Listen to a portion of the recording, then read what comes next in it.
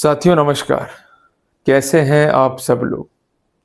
आज का विचार प्रिवेंशन ऑफ करप्शन एक्ट में जो सैंक्शन जारी होती है उसका क्या फेट होगा, किस प्रकार उन्हें जारी करना चाहिए और इस बिंदु पर जो रिसेंट जजमेंट है ऑनरेबल सुप्रीम कोर्ट का वो क्या कहता है। सबसे पहले हम आते हैं थ्योरेटिकल पर्सपेक्टिव पे। हम सब जानते हैं कि सैंक्शन एक इंपॉर्टेंट पर्सपेक्टिव है to prosecute a public servant under prevention of corruption act. अगर एक वैलिड सैंक्शन जारी नहीं हुई या सैंक्शन जो है डिफेक्टिव है, देयर में भी अ केस कि सैंक्शन जो है साइक्लोस्टाइल्ड है या सैंक्शन जो है जारी की गई है इन द मैकेनिकल वे, तो ऐसी स्थिति में सैंक्शन बैड इन लॉ है और उसके तहत जो भी कार्रवाई की जा रही है वो अपने आप में ही प्रोसेस का अब्यूज होगी।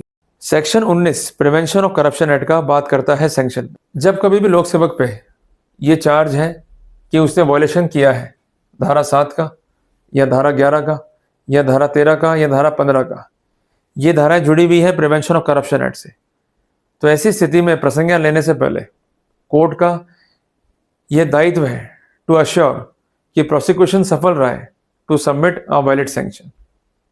जिसका पैरामीटर क्या है कि सैंक्शन जो जारी करेगी authority, it must be competent to remove the accused from the charge और फ्रॉम द पोजीशन और from the authority he is holding right now.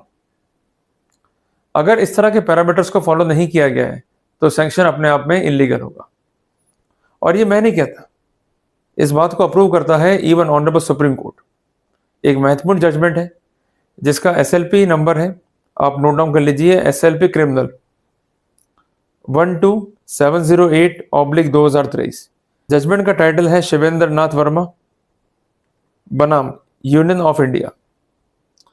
जो इसका पहला पैराग्राफ है उस पर जो है मैं जोड़ दूंगा। उसमें क्या लिखा गया है, in the view of section 19 sub clause 1 of prevention of corruption act, we do not think that the trial court was justified and correct in law in taking cognizance in absence of sanction by the competent authority। अब एक बात जो है ध्यान रखिएगा कि कई बार anti corruption हो चाहे CBI हो, एक मिसप्रिंटिंग आर्ग्यूमेंट करते हैं कि सैंक्शन हम गलत अथॉरिटी से लेकर आ गए, हमें मौका दिया जाए कि अपनी गलती को हम दुरुस्त कर सके और एक नया सैंक्शन ऑर्डर जो है फाइल कर सके। और ये जजमेंट अधिकांशतः है वो लोग रिलाई करते हैं कि चूंकि डिफेक्टिव सैंक्शन आ गई है, अब दुरुस्त करना है तो दुरुस्त का परमिशन दीजिए ताकि हम एक नवीन सैंक्शन को जो है प्रोड्यूस कर सकें और उसके बेसिस पे कोर्ट जो है प्रोसीड कर सके। पर मैं एक बात बताना चाहता हूं कि अगर केस है नवीन सैंक्शन का, मीन्स नई सैंक्शन ऑर्डर का, और ये ग्राउंड है CBI या विजिलेंस का कि हमने ओल्ड सैंक्शन जो लिया है वो गलत तरीके से ले लिया या वो सैंक्शन डिफेक्टिव है, तो ऐसे सिनेरियो में ये जजमेंट कोई हेल्प नहीं करने वाला है CBI को या ACB को, क्योंकि अधिकांशतः इस जजमेंट का अवलंबन लेके ये आर्गुमेंट किया जाता है कि गलती हो गई है और उस गलती को सुधारने का पूरा मौका दिया जाए। तो पहला पॉइंट क्या नोट करना है हमारे को कि जब सैंक्शन नहीं है, क्लियर है, तो उसकी अनुपस्थिति में प्रसंज्ञान की कार्रवाई या अग्रिम कार्रवाई प्रिवेंशन ऑफ करप्शन एक्ट के तहत अपने आप में ही गैर कानूनी है।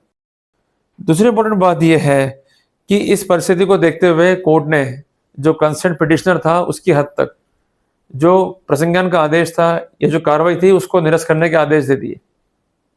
पर कोर्ट ने ये लिखा है अपने फैसले के पैरा नंबर 3 पे, जो मैंने शुरुआत में कहा भी आपको, कि अगर सैंक्शन जारी कर देती है अथॉरिटी कॉम्पिटेंट, तो ऐसे सिनेरियो में कंसर्न जो अथॉरिटी है, मींस जांच की जो एजेंसी है, वो इस कंसर्न सैंक्शन ऑर्डर को फाइल कर पाएंगे और उसके आधार पर कोर्ट जो है ये तय करेगा कि प्रोसीड करना है या नहीं करना है। तो basically it is a case where the sanction was not issued but it might be issued subsequently, तो उसमें तो कोई वांधा नहीं है अपने को।